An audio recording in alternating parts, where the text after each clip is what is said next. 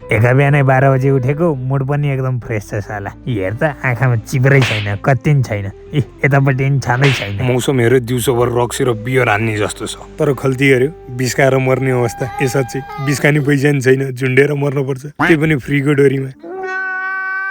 मेस्सीका फ्यानहरूले भनेका Messi goat हो रे, अनि रोनाल्डो फ्यानले भनेको रोनाल्डो गोट हो रे। अनि यो चाहिँ के ज्योति मगर?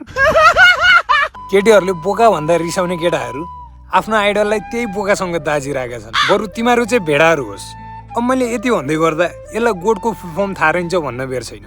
अब गोट भनेको ग्रेटेस्ट अफ अल टाइम हो। त्यो भनेको वान एन्ड ओन्ली मेरो एक्स हो। तिमीहरूको क्रिस्टियानो, तिमीहरूको मेस्सी भन्दा नि खतरा खेल्ची र खेलेर पनि गई। रियल वर्ल्ड कप त त्यसलाई दिनुपर्ने हो क्या। अनि second greatest of all time भनेको हाम्रो क्याप्टेन।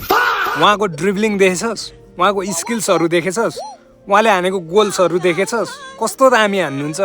अनि तिमीहरू यार कहाँ कुन देशको लागि आइडल मानिरहेछस्, अर्कैलाई गोट बनाइरहेछस्। त्यो के फाइदा? तिनीहरूले जिते पनि के फाइदा? बरु हाम्रो क्याप्टेन दाइले जितेर त फाइदा छ नि, नेपाललाई त फाइदा हुन्छ नि त। त्यसैले जे भए पनि अलवेज सपोर्ट योर नेसन क्या। छोडिदे अरूलाई सपोर्ट गर्न, छोडिदे, किनकि फ्रान्स आउट भइसक्यो। मेरो आइडल एमबापे थियो। ठिक छ,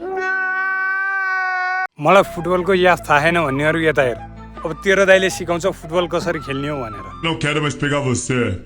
Sabe por quê? Porque sua amiga eu vou pegar e laraiaraia. Só porque eu vou pegar e laraiaraia. Sua amiga eu vou pegar e laraiaraia. देखिस् त साला आउँदो रहेछ कि नरहेछ। साला क्रिस्टियानो र मेस्सी नै मेरो स्टुडेन्टहरू हुन्। त चाहिँ मलाई फुटबल खेल्न सिकाइरहेछस् यार, थुक्क। अझ मैले फुटबलबाट रिटायरमेन्ट लिएको 5 वर्ष भइसक्यो। त नजन्मिँदै त बाउको कुरीमै हुने बेलै म फुटबल खेल्थेँ क्या भाइ। त नजन्मिँदै त बाउको कुरीमै हुने बेलै म फुटबल खेल्थेँ क्या भाइ।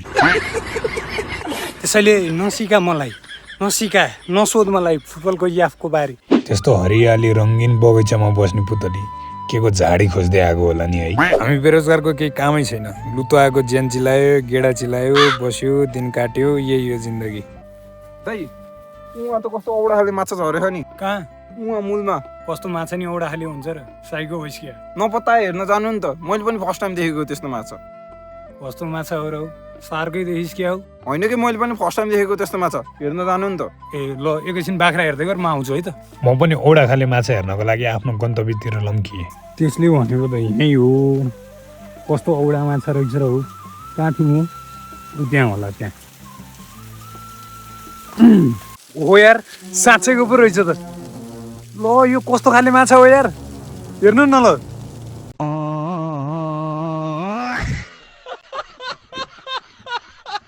यो त औडा खाले माछा होइन, लौडा खाले माछा हो।